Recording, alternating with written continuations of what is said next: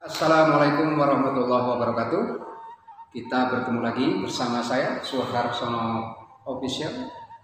Baik, pada kesempatan ini kita bicarakan tentang masalah pendidikan.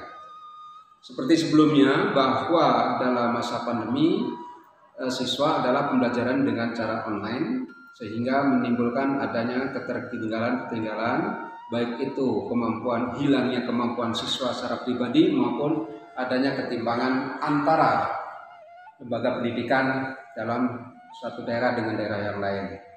Dan memang ada banyak kekurangan dalam hal ini meskipun pembelajaran dilaksanakan dengan jarak jauh. Nah, itu diantaranya bahwa kesulitan atau kelemahan atau tantangan dari pembelajaran jarak jauh itu adalah guru kesulitan memahami atau memantau performa siswa itu sendiri. Yang kedua adalah komunikasi yang terjadi di platform virtual sangat terbatas, sehingga menyebabkan adanya kesenjangan atau yang disebut dengan learning gap dan sebagainya, apakah itu learning loss dan sebagainya terjadi. Itu adalah akibat pandemi. Nah, selanjutnya karena sekarang ini sudah mulai reda pandemi, maka untuk mengatasi atau menutup semua kekurangan yang selama ini diluncurkanlah yang disebut sebelumnya adalah ada yang disebut dengan kurikulum merdeka, maka nanti akan dicantumkan adalah kurikulum prototipe.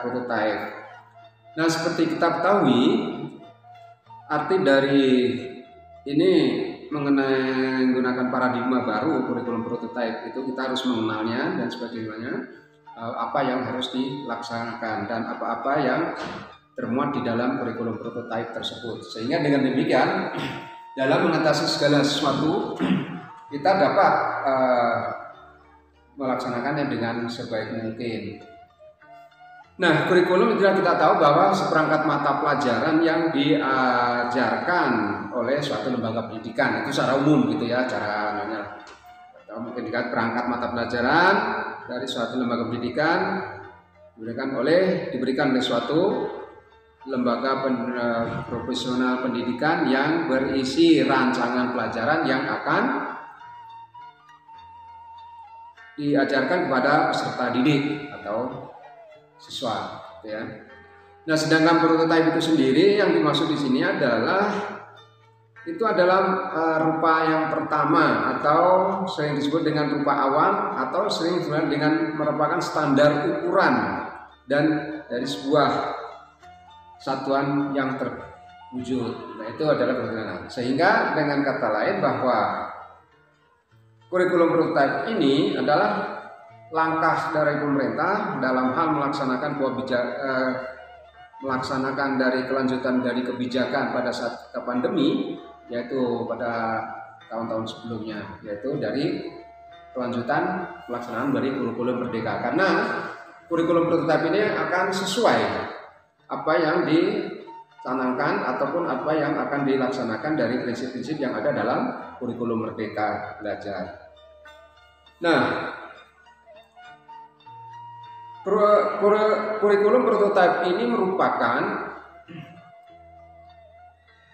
keseluruhan yang berbasis dengan kompetensi. Artinya pembelajaran nanti itu selalu berbasis kompetensi untuk mencapai pemulihan pembelajaran dengan menerapkan pembelajaran berbasis proyek. Nah, ini pada kurikulum prototipe itu akan tercanangkan seperti itu. Nah, sehingga pengembangan karakter itu sesuai dengan profil pelajar Pancasila. Nah, jadi keterkaitan pelajar Pancasila nanti kurikulum merdeka dan kurikulum prototipe. Nah, sehingga di dalam kurikulum prototipe itu nantinya di dalam profil pelajar Pancasila sebagaimana di SMA itu atau SMK itu SMA terutama itu tidak ada jurusan IPA IPS, nanti akan dihapus terus jurusan bahasa karena bisa sana akan dicanangkan dari awal, Nah, sedangkan kurikulum prototipe adalah pandangan baru sejalan dengan program Merdeka Belajar. Jadi semua keterkaitan jadi jangan dipisah-pisah. Kenapa ini ada pelajar Pancasila, ada kurikulum merdeka, ada kurikulum prototipe, semua adalah keterkaitan, saling keterkaitan, gitu ya, sebagai pelaksanaannya, gitu ya, dan sebagainya. Nah, apa yang ada di dalam kurikulum prototipe? Itu ada beberapa karakteristik yang termuat di dalam kurikulum prototipe. Dalam hal ini adalah pelaksanaan pembelajaran itu sendiri. Karena kita untuk mengejar adanya yang tadi akibat pandemi adalah adanya dana learning loss dan learning gap, maka diantisipasilah dengan menggunakan atau dengan pelaksanaan kurikulum prototipe itu sendiri. Nah, tadi saya sebutkan ada 3 karakteristik yang termuat di dalam kurikulum prototipe. Itu yang pertama adalah pengembangan kemampuan itu secara non teknis atau dengan disebut soft skill. Itu nanti kita jelaskan. Sedangkan yang kedua adalah berfokus pada materi esensial. Nah, apa yang dimaksud dengan berfokus pembelajarannya itu pada materi esensial? Itu nanti. Sedangkan yang ketiga adalah memberikan fleksibilitas bagi guru. Artinya ada guru itu diberi kesempatan atau membuat guru itu secara fleksibel menerapkan dalam hal pembelajaran. Bagaimana caranya dalam menyampaikan dan sebagainya, bagaimana cara menggunakan pembelajaran itu sendiri. Baik, tadi dikatakan bahwa 3 karakteristik yang ada di dalam kurikulum prototipe itu yang pertama adalah keterampilan non teknis atau soft skill. Nah, ini maksudnya bahwa perkembangan kemampuan dengan EQ dan berkaitan dengan kemampuan bersosialisasi para siswa. Nah, jadi ini maksudnya seperti itu. Artinya bahwa pada kurikulum prototipe tidak hanya diajarkan pada keterampilan yang berkaitan dengan bidang yang ditekuni siswa saja, tetapi bisa lintas minat. Jadi ada keterkaitan dengan pelajaran lain, ya, lintas mata pelajaran, lintas minat dan sebagainya. Ada hubungan keterkaitan. Jadi tidak hanya pada satu materi saja. Ada mata pelajaran tertentu saja yang dipelajari, tapi senantiasa di keterkaitannya ada pelajaran lain, ya. Nah, di sini peran guru adalah dapat memberikan tugas-tugas atau proyek kepada siswa yang sifatnya bisa lintas mata pelajaran ataupun lintas peminatan atau lintas minat. Nah, di sini dalam hal penilaian, kalau di tingkat sekolah dasar itu adalah ya hanya paling banyaklah 2 kali penilaian proyek. Tapi kalau di SLTA atau SMA maupun SMK, SMP juga termasuk di sini, itu bisa lebih dari 3 penilaian proyek. Nah, ini jadi pembelajarannya nanti akan berupa berbasis proyek, segala tugas dan segala macam. Nah, basis proyek ini berkaitan dengan satu mata pelajaran satu dengan mata pelajaran lain ataupun dengan lintas minat, gitu ya. Nah di sini berarti adanya keterkaitan dengan mata pelajaran lain, itu yang paling pokok. Jadi siswa itu merasa bahwa pelajaran itu tidak berdiri sendiri, selalu ada hubungannya dengan pelajaran lain.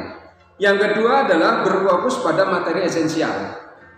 Ini karakteristik yang ada pada kurikulum prototipe adalah berfokus pada materi esensial. Itu artinya apa?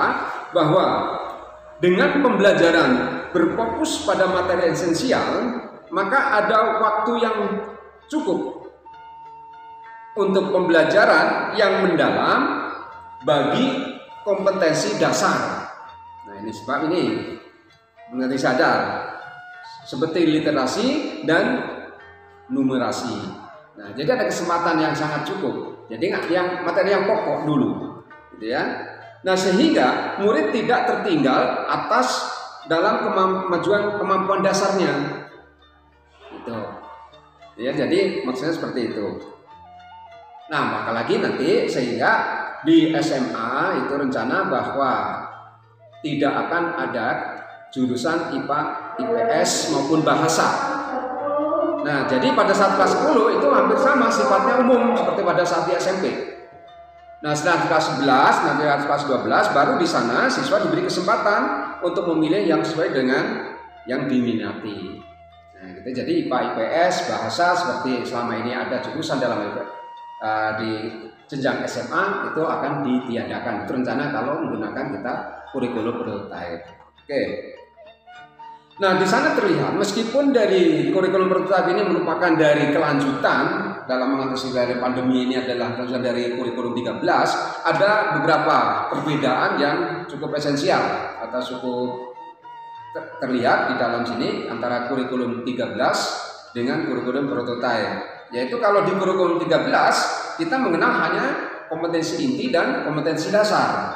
Sedangkan kalau di kurikulum prototype itu yang dikenal adalah mengenal pencapaian pembelajaran. Nah, jadi ya, pembelajaran yang sampai dicapai itu sampai sejauh mana, gitu ya. Nah, hal ini dari capaian pembelajaran maka terlihat merupakan kesatuan dari pengetahuan, keterampilan, dan sikap yang berkelanjutan. Nah, tadi kan dari sikap saja misalkan tadi disebutkan bahwa adanya hubungan dengan mata pelajaran lain. Nah, maka sikapnya kan berarti pelajaran ini tidak hanya untuk pelajaran itu sendiri, bisa saja berkaitan dengan pelajaran lain, bisa membantu pelajaran lain. Itu sikapnya. Ya, jadi dari kemampuan dasar yang kita pelajari, dari pengetahuan dan keterampilan dan sikap itu sifatnya berkelanjutan. Untuk apa? Yaitu untuk membangun kompetensi yang lebih baik, ya, secara utuh, ya. Jadi semacam itu. Jadi kaum berfokus pada materi sosial itu seperti itu, ya. Jadi banyak manfaatnya. Nah, sedangkan karakteristik yang ketiga yang ada di dalam kurikulum 13 yaitu memberikan fleksibilitas pada guru. Nah, di sini artinya bahwa sebagai guru itu diberi kesempatan atau mengajarkan suatu hal yang sesuai dengan kemampuan yang dimiliki oleh siswa. Nah, jadi makanya nanti di awal tahun kita harus menganalisis peta konsep dari suatu mata pelajaran. Nah, ini diajarkan di semester 1, semester 2, nanti terkaitannya dengan kelas 11-nya, kelas jenjang di atasnya bagaimana. Jadi harus dianalisis. Jadi tidak harus, ini harus di semester 1, belum tentu. Bisa saja dialihkan di semester 2. Artinya tingkat kemampuan yang harus dimiliki siswa itu yang mana dulu, gitu ya, yang perlu secara esensial, baru yang selain diajarkan belakangan, seperti itu. Ya, jadi kita bisa mengatur sendiri. Oh, ini yang pantas di pelajaran semester 1.